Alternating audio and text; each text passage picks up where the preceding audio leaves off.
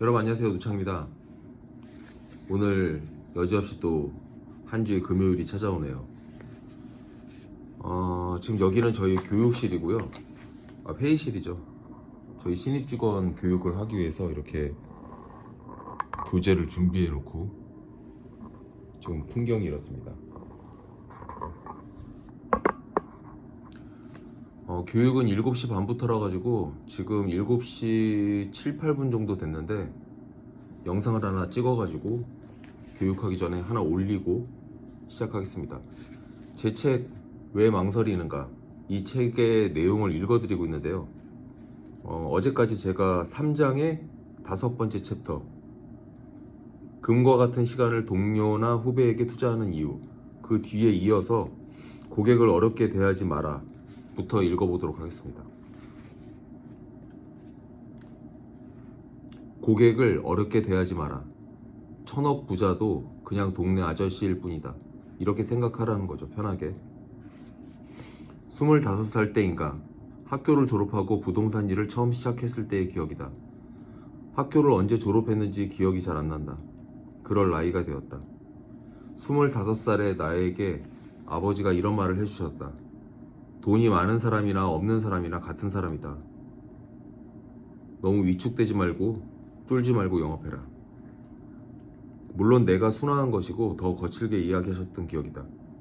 가끔 대단한 사람을 만나러 갈 때면 이 이야기를 떠올리고는 한다. 자기가 부자면 부자지 뭐 내 돈도 아니고 나한테 그 돈 줄 것도 아닌데 내가 건물 채워주겠다는데 내가 그렇게까지 설명했는데 전속을 안 줘? 그럼 나도 이 건물 거래 안 해야겠다. 내가 기본적으로 깔고 있는 생각이다. 후배들이나 부하 직원들에게도 이런 이야기를 한다. 고객만 우리를 선택하는 것이 아니다. 우리도 고객을 선택해야 한다. 이상한 사람은 돈이 아무리 많아도 그 사람 일을 맡아오지 말아라. 단 내 서비스 품질에 대한 자부심과 실력을 담보로 그런 사고를 하라는 의미이기 때문에 나도 꼬마일 때는 일을 맡겨주면 감지덕지하면서 일했고 고객이 나를 화풀이 대상으로 대해주면서 돈을 받아오기로 했다. 그런데 어느 순간 이런 생각을 했다. 서울에 건물이 이렇게 많은데 좋은 건물주도 얼마나 많을까? 내가 열심히 고객 만나러 다니면서 좋은 건물주 일만 받아도 충분히 일할 수 있는데 뭐하러 나쁜 사람 일까지 맡아서 해야 되느냐, 그런 생각을 했다. 내가 내린 영업의 또 다른 정의는 좋은 건물주를 만나기 위한 여정이라고 생각한다. 이런 마음을 마음속에 깔고 고객을 대할 때 어려워하는 것이 아니라 편하게 대하게 되는 것이다. 지금 제가 이렇게 책을 읽고 있는데 회의실 앞으로 사람들이 지나가는데요. 지금 아침 7시가 안 됐는데 출근들을 한 겁니다.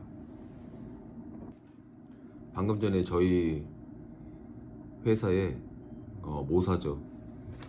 그 본사의 그 기업 마케팅 팀장님께서, 이분은 또 왜 7시에 출근해 있는지 모르겠는데 참 부지런한 사람들이 많은 회사예요. 잠깐 업무 미팅을 잠깐 가졌고요. 이어서 읽어보겠습니다.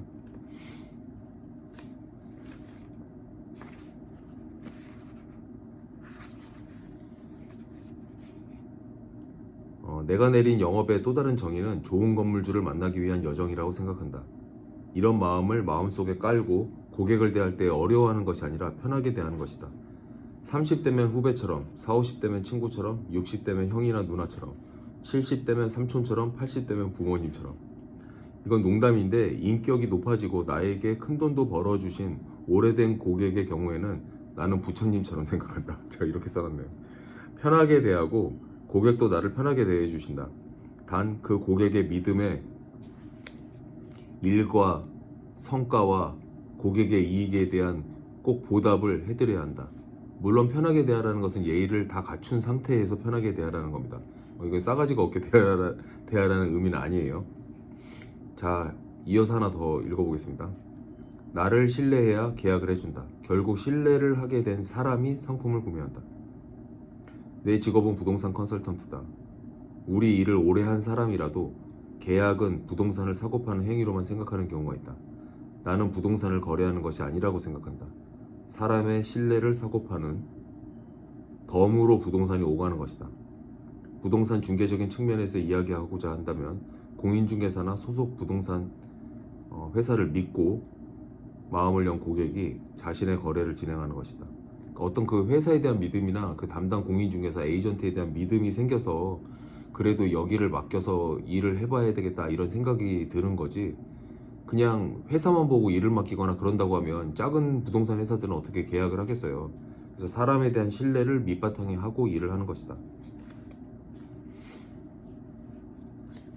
아까 첫 번째 읽었던 내용과 결을 같이 하는 챕터인데요. 존중하지 않는 사람은 두 번 다시 만나지 마라. 인상 깊게 읽었던 책이 있다고 제가 써놨네요. 악의 평범성, 예루살렘의 아이만이란 책입니다. 미국의 정치 철학자 한나 아렌트가 쓴 책인데요. 1963년도 책입니다. 여기는 2차 대전 당시에 명령에 따라서 사람을 죽였다고 얘기하는 독일군 장교에 대한 그런 이야기가 있으면서 자기가 자기 판단을 제대로 하지 못하고 남이 시키는 대로만 하면 아무리 평범한 사람이라고 하더라도 악마가 될 수 있다는 그런 내용을 담고 있는 거예요. 그러면서 이제 영업과 관련돼서 사람이 사람을 대하는 마음도 이와 다르지 않다. 이런 부분들을 이건 제가 굉장히 여러 장을 써놨습니다. 그래서 그 중에서 제가 키포인트로 되어 있는 내용 하나를 영업과 관련돼 연계돼서 읽어보겠습니다.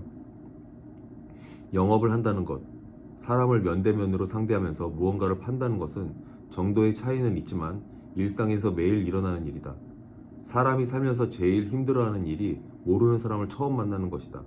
그것도 자신의 필요에 따라 자신의 의도로 만나는 것이다. 그러면서 제가 이제 뭐라고 써놨냐면 인성이 좋은 사람과 일을 하라는 거예요. 그게 저희 고객이라 하더라도 처음 만난 사람이라고 해서 인성이 좋은 사람들은 나쁘게 대하고 또 친해졌다고 해서 잘해주고 이런 게 아니라 처음 만난 사람한테도 기본적인 인간성을 가지고 사람을 대한다는 거거든요. 그래서 이제 저희가 고객을 만날 때 처음 만나는 사람들이 많아요. 근데 이제 처음 만났는데 그 사람이 사람을 대하는, 저희 같은 일을 받아서 하는 사람이라 할지라도 함부로 대한다. 그러면 그 사람이 일을 해주지 말라는 이야기입니다. 어차피 결과가 안 좋으니까요. 그러면 나머지 3장의 마음속에 있는 본심을 찾아내라, 시간을 낭비하게 만드는 사람을 멀리하라, 에너지 뱀파이어 근처에 가지 마라. 이 부분은 제가 오늘 하루가 끝나기 전에 나머지 부분을 읽고 시간 여유가 있다면 제 4장 더 큰 꿈을 가슴에 품어라 이 부분까지 읽어서 이렇게 읽다 보면 제가 이걸 한 달 넘게 읽으려고 했었는데 금방 읽을 수 있을 것 같고요. 그 읽고 나면 또 다른 관점에서 다시 한번 읽도록 하겠습니다. 자, 오늘의 낭독 마치겠습니다.